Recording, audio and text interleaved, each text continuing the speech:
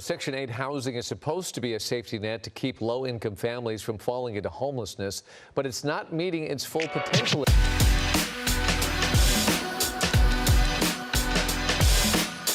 I think that everybody has their mission to set out what they want to do or what they're supposed to do in life. I think God made me to spread my voice to the world, straight up.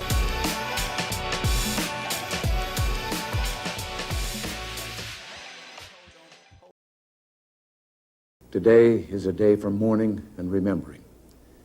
Nancy and I are pained to the core by the tragedy of the Shuttle Challenger. We know we share this pain with all of the people of our country. This is truly a national loss. 19 years ago, almost to the day, we lost 3 astronauts in a terrible accident on the ground. Hip-hop has always been a genre that I've been open to listen to as an art form over the past few years now. I'm beginning to do one artist at a time as chapters. And for the first one I'm going to be doing in this format is Kendrick Lamar, widely regarded as one of the greatest songwriters of his generation, as well as one of the greatest rappers. I think doing this is going to be quite fun, considering my eagerness to review all of his main studio albums in separate videos. Yes, I'll be going through each and every album of his, not including side projects. With all of that out of the way, I'm going to the birth of his voice, and I'll be taking you through his 2011 debut, Section.80. So good artists, three good artists, be on the same stage and have some great energy and a great crowd. Because we'll be talking about his debut here, he was doing some music in the 2000s, believe it or not. Despite him being a teenager, he released his first mixtape around the age of 16 years old under the name K.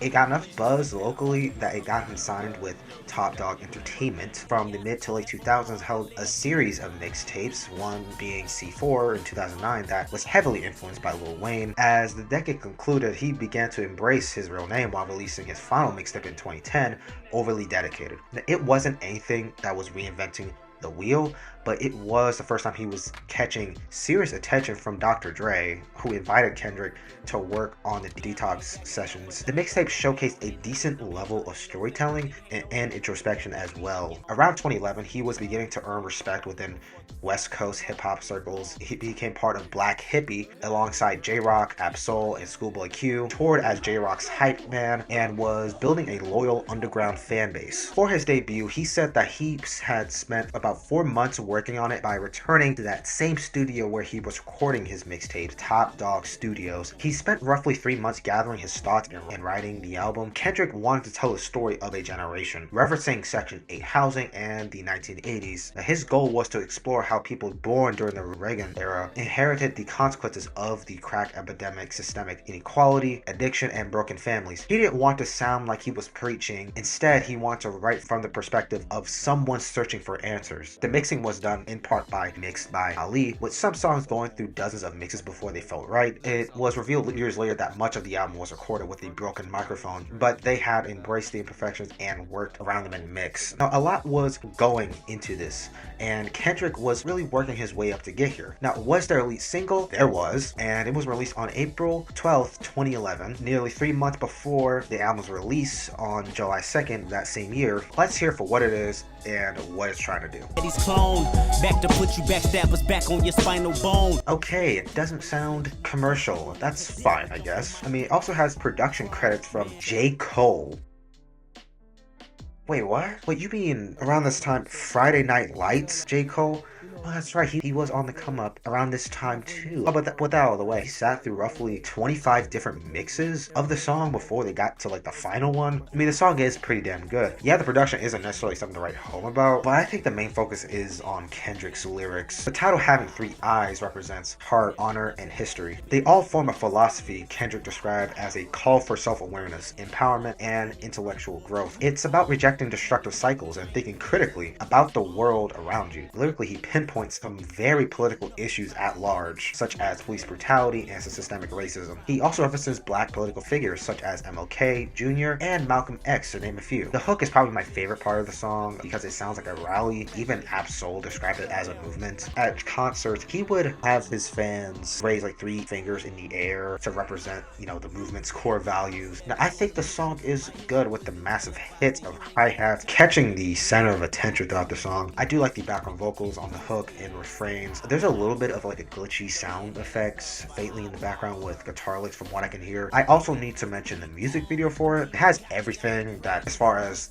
the themes on the song portray, such as police brutality, civil rights leaders, and protests. It's also in black and white, which could be a way of how the world markets the way we think in black and white. It wasn't a commercial hit, but critics did praise it for its ambition and lyricism, with Hip Hop DX naming it Verse of the Year and XXL calling it one of the best tracks of 2011. So yeah, I do like the lead single, and because I've covered it, I know how it plays to the concept of the record. But I've said this many times before, I won't mention it while I'm going through the record. I understand it plays to the concept of the record, but because it was a lead single and I've already covered it, I really don't need to mention it again. With that out of the way, let's dive into this track list with the song Fuck Your Ethnicity. Okay, we have a call for unity. He addresses everyone, regardless of race or background, before declaring that ethnicity alone doesn't define a person's worth. The whole idea of the title is to look beyond race and stereotypes. It's, I think, a cool angle to go for, and he sounds quite convincing when he goes this direction. The female vocals in the beginning sound a little weird, but it does smooth out into the instrumental. The instrumental has a sample of a cut by Anne Mori called Put Your Hand in the Hand. Every time I look into the hole. I do appreciate that he goes in this route, because if this was supposed to be a concept, trying to make it clear that your race doesn't matter is a nice way to start, in my view. He's very upfront about this direction without really needed to be technical, honestly.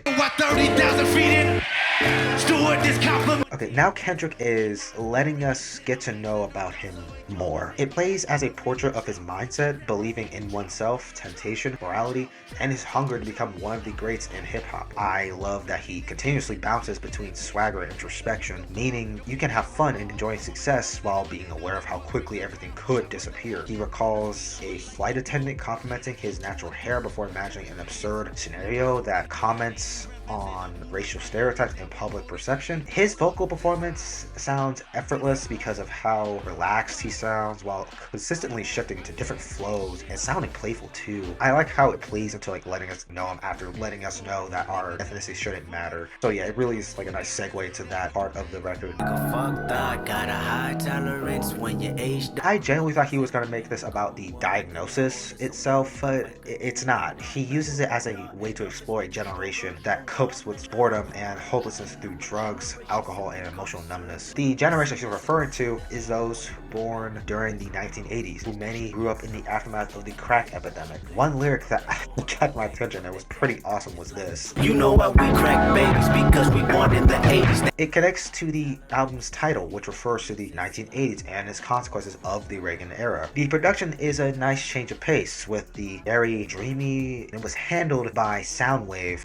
I was mesmerized by the atmospheric synths and a slow burning groove to it. It mirrors the themes of escapism and emotional numbness from substance abuse by putting us into Kendrick's shoes that represent a generation. He doesn't separate himself from the generation, because remember, he was also part of that generation that he's rapping about. It focuses on asking circumstances made drug use feel normal in the first place. The music video, directed by Vash Tai, perfectly complements the song. It has a lot of slow motion imagery of parties, empty streets, and disconnected people, just like how the song with the music video kind of just both feels like intoxicating. Originally, I thought it was mainly going to be about beauty and makeup, but while it is that, that's only really a part of it. Kendrick speaks to a woman who wears makeup heavily, encouraging her to embrace her natural appearance. I appreciate this angle personally because it feels like a commentary on unrealistic beauty standards and the pressure that many women face to meet them. We also get the perspective of the woman in this too. Toward the ending of the song, she reveals that her makeup isn't just about beauty or insecurity. It implies that she's experiencing domestic violence by by covering a black eye. Part of the title, Her Vice, represents the unhealthy coping mechanisms and insecurities that women may develop under societal pressures. Kendrick decides to focus on the emotional reasons someone might feel compelled to hide behind it, whether that's low self-worth or concealing abuse. I thought of it as someone masking their trauma, and this song reflects on people's tendency to rarely stop to ask why that appearance matters so much to them. The hook is a little weird. It sounds like a little too different from the verses, including the performance from Colin Monroe, which isn't terrible. The song almost sounds theatrical in a way, almost like it came from a local music theater production. I think it's so great, but the hook could have done more work.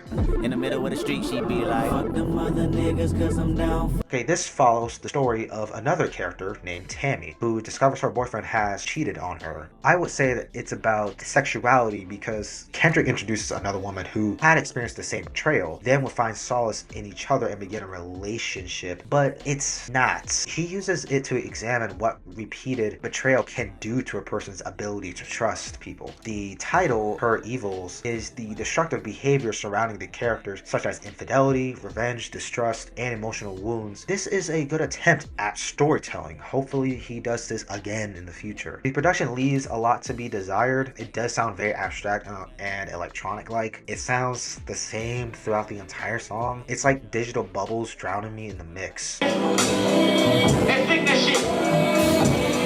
Surprisingly, we're coming to a halt. Now it's examining the dysfunctional people of the Ronald Reagan era. Kendrick highlights how survival itself becomes an achievement when violence, drugs, and instability surround a generation. The chorus does capture that carefree attitude of many young people growing up in difficult environments. However, the repeated refrain of the word one has never really sat well with me, but I guess it reflects how uncertain the future can feel. He positions this song almost like a part of a book, hence being called Chapter 6. There's a transition over into a spoken word that works for the concept, but not for the structure of the song. It would have been better if it was at the end. Some of the lyrics involving her vice, her evils, and her pain are like individual case studies exploring different struggles faced by his generation. The production is minimal and quite atmospheric, making the lyrics center stage. Remember how I mentioned examining the dysfunctional people of the Ronald Reagan era? Well, that leads us to the next track. Oh shit, KB.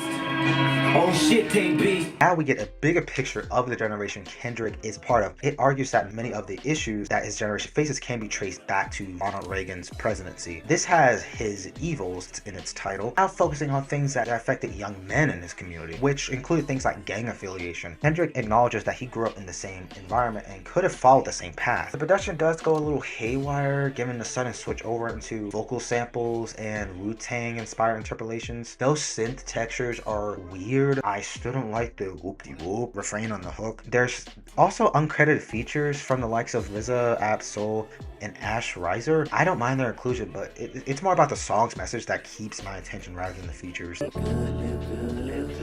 I used to want to see the penitentiary. So glad that this one's calmer after the previous. I like the piano with the drums and soulful vocals from Kendrick. And instead of addressing the societal conditions surrounding his generation, this turns inward by reflecting on his own upbringing. The title refers to people growing up in poverty. It's also a nod to Edgar Allan Poe, whose troubled life has often been associated with personal vices and self-destruction. The title of his vice centers on the coping mechanism many young men adopt while living in poverty, like smoking, temporary pleasers, escaping realities, and becoming comfortable with survival. Kendrick confronts himself with rapping about family members being incarcerated, parents struggling, pressure to carry a weapon, and determination to succeed through music. Since he's been going over what's been happening in his community and his generation, he now wants us to know about what has happened to him. Okay, here is the interlude, and it is totally fine, but I can only acknowledge it because it does play into the narrative. It's another moment of reflection as he addresses the generation that was born in the 1980s. He suggests that many of their mistakes aren't born from malice, but from in an environment shaped by instability and hardship. Just like with Chapter 6, Chapter 10 signals another transition. The production goes offbeat to some respects. It was just impossible to ignore. This song is heartbreaking. Jesus Christ. Tisha was a young woman who turned to sex work. Kendrick explores the circumstances that led her there. As a child, she was sexually abused by her mother's boyfriend. It shaped her life as she grew, leaving her vulnerable to exploitation as she grew older while selling sex to survive. It tragically ended with a client attacking and killing her. I actually like how Kendrick explores the context of how she got to that point where she was before her life was taken. In the song, he reveals that he looked at his 11-year-old sister, sat her down, and played it for her. It shows a clear warning and expression of concern for the people he loves. Apparently, there's a bit of a connection to the song No Makeup, Her Vice, more than likely because of the ending of that song or this one. I do wish it did continue from that song, but given the narrative so far, I guess it makes sense. Now, the song is built around a sample of Old and Wise by Alan Parsons' projects, giving it a reflective and mournful atmosphere. I have come to appreciate this track because what happens in our childhood can be an important piece of history due to the ripple effects that can occur into adulthood. Here we go, third take.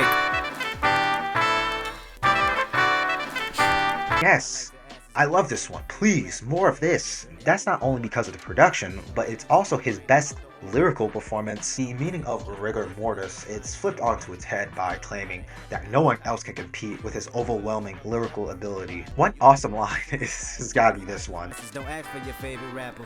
His wordplay is very complex and has a rapid fire flow to it, especially in the last leg, that showcase a level of technical ability. The production is infectious. The horn loop stabs sampled from the jazz saxophonist Willie Jones III. The Thorn, I think this song already shows that he can not only be a great storyteller, but an elite rapper. He different, do different things, don't do it like he did, cause he ain't what you. Talk about having a bit of a duality. The title of this has two sides. Kush refers to the potent strain of marijuana, representing earthly pleasures, escape, and temptation. Corinthians refers to the New Testament letters in the Bible, symbolizing faith, morality, and spiritual guidance. It's like Kendrick is having a conversation with himself by asking what his purpose is, like, will God judge me? Is being both righteous and flawed possible? But then on the other side of his mouth, he describes himself as a loser, a winner, good, bad, Christian, a sinner, humble, and loud. BJ the Chicago Kid's verse on the hook asks if a saint can take advice from a sinner. I could only see this as that wisdom doesn't always come from perfect people, but then again,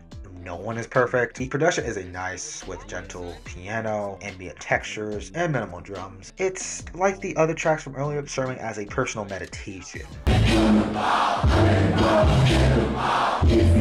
Got a cool little track with a West Coast edge. This is another reflective track on ambition, peer pressure, and authenticity, and to rise above the expectations of his environment. It's about choosing your own path and defining your own success. He uses marijuana as a backdrop rather than being like a smoking anthem. The idea of this being, members only, I thought he meant like the black hippie group he's a part of, but it's like way more about Kendrick himself. Like in that not everyone has his ambition and ability to separate yourself from negative influences. It definitely has some cool synths. It has a mellow bounce to it, a bit of like a West Coast vibe, a little bit, a tad. It's almost carefree in a way, especially after all the narrative driven tracks. It gives us a moment to breathe and have fun a little, suggesting that there's nothing wrong with relaxing as long as you don't replace ambition with comfort. In the street, firing my swisher, firing between the two legs of your little sister.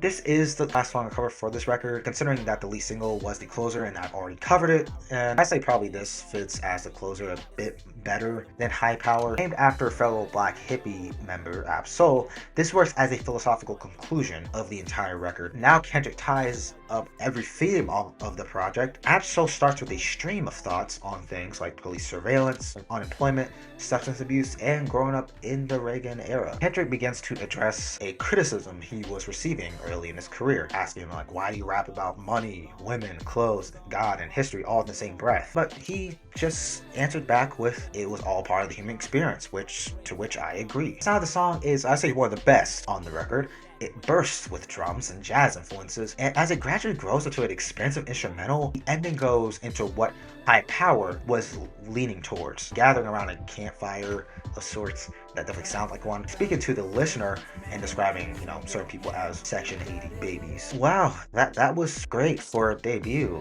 A lot better than you would expect for a rapper that's just getting started. Now, the concept was very well executed. While there's some things I found I wasn't fond of here and there, Kendrick was clearly able to have a lot to say with like a bit of a nasally voice on top of it. I loved how he was willing to speak about his generation while also making some catchy and even easy to digest hip-hop songs. I think it's great for how flexible it is to an extent. On the surface, there's something for the average listener, and for someone like me, I can look deeper into the themes, songwriting, and production that make this a remarkable release for a young MC, which is why I'm willing to give this an A. It wasn't a commercial success per se, but it was widely praised among critics. Received little to no promotion. It only sold 5,000 copies in its first week. Numbers like that may seem modest by today's standards, but the record's reputation only grew with time through word of mouth rather than sales. Generally, critics saw the potential in Kendrick Lamar this early. Given that he's already begun working with Dr. Dre, he had got people excited for what he would put out next. It also helped establish Top Dog Entertainment as one of the most exciting independent labels in hip-hop. That was his debut. Jeez. I mean, if he's putting out stuff like this, who knows what he could potentially put out next for his next project. And honestly, I can't wait to see what that next project is. But that's for the next chapter in this journey and for the next video. This has been Mochi Does Reviews. And as always, I'll see y'all in the next video. They always tell me ADHD did it. And then she started.